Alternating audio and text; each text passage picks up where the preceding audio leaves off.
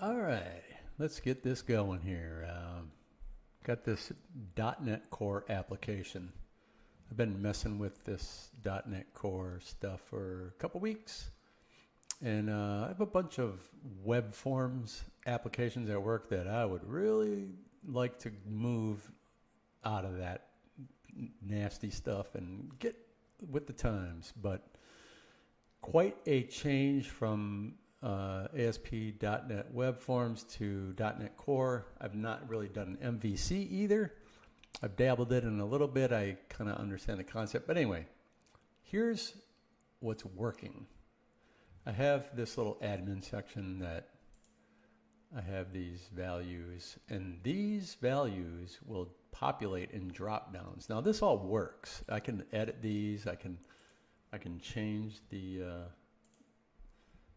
values, and it posts. Everything works fine.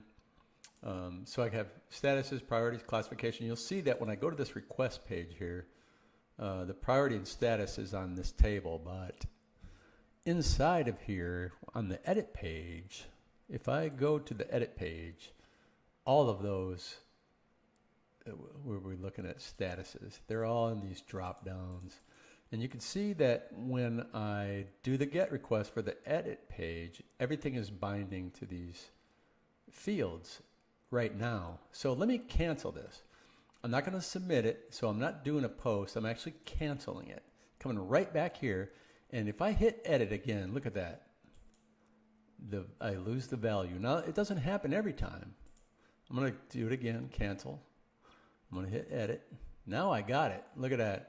I'm not doing any magic here. This is just like, now it's gone. Sometimes the title's gone. It's like all the properties are not binding every time. And it seems almost, I'm going to do the other one. It almost seems random. Yeah, see, look at there. Now I have no ID nor title. And I just don't understand why that is. So let me show you this crap application that I made. I know this is terrible, but here's the form. This is the edit. This is the actual edit model. And you can see that top where the primary key value, the ID, was bound to this read-only field.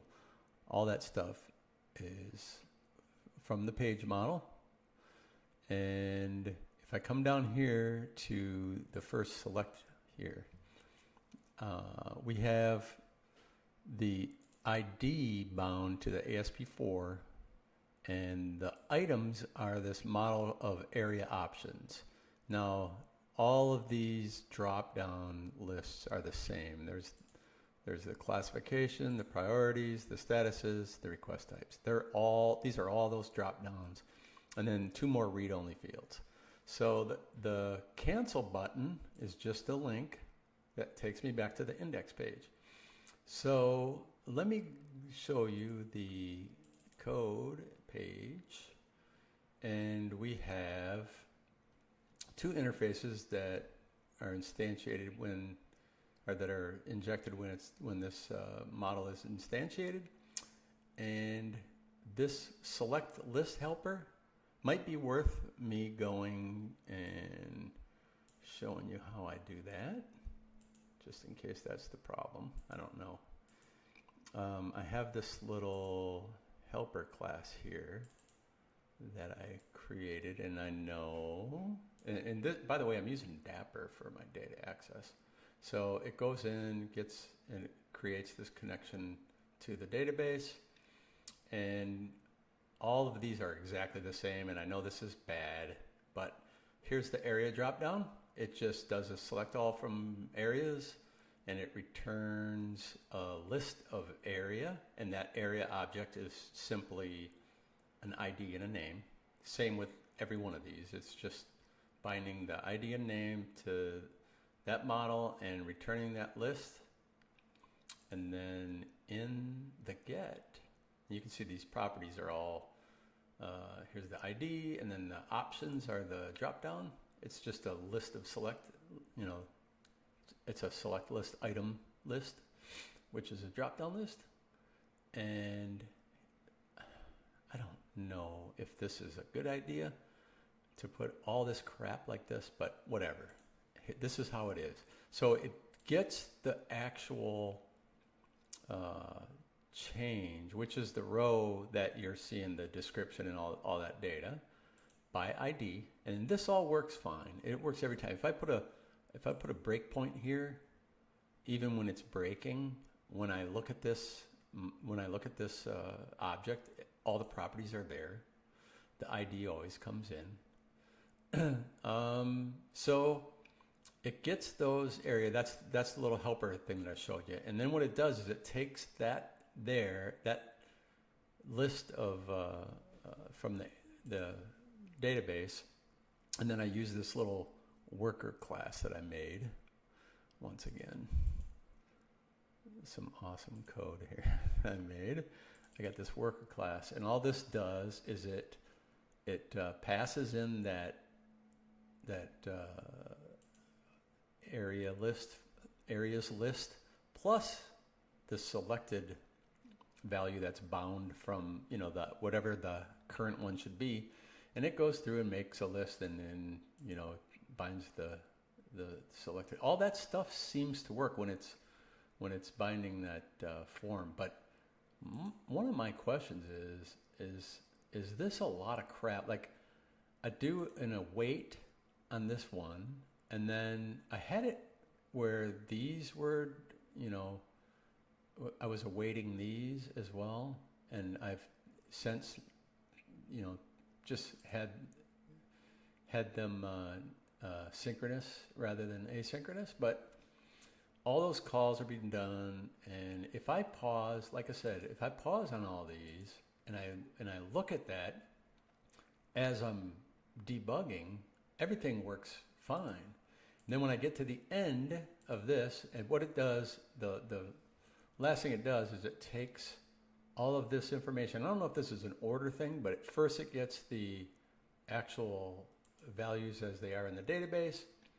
It gets all the drop downs, and then the last thing it does is it takes the view model and it maps. I have a little worker class here and I can open that one up too. I suppose it would be helpful. This is the change request worker, and it's this last thing here. It maps it's actually map change request to change request view model. It passes in the change request and just matches up those values, and it returns the view model. So it comes back as a view model and binds the it's this one here.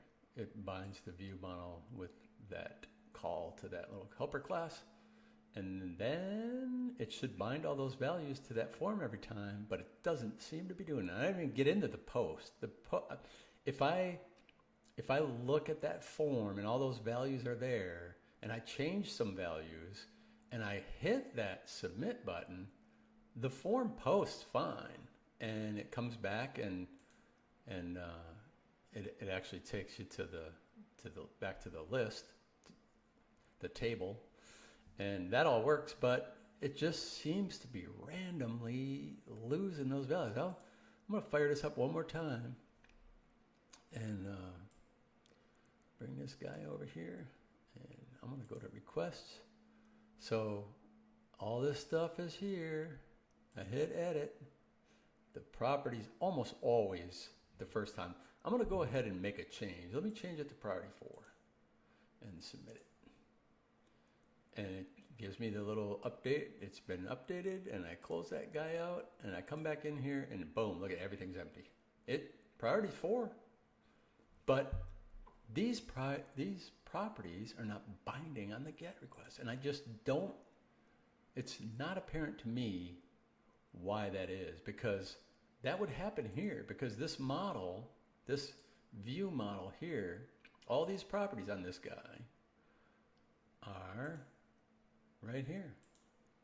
View model title, here's the actual text area, view model description, view model impact statement, all that stuff. I just do not get it. is there something that maybe somebody's looking at going, man, this guy is a clown. I can't believe he's doing it this way.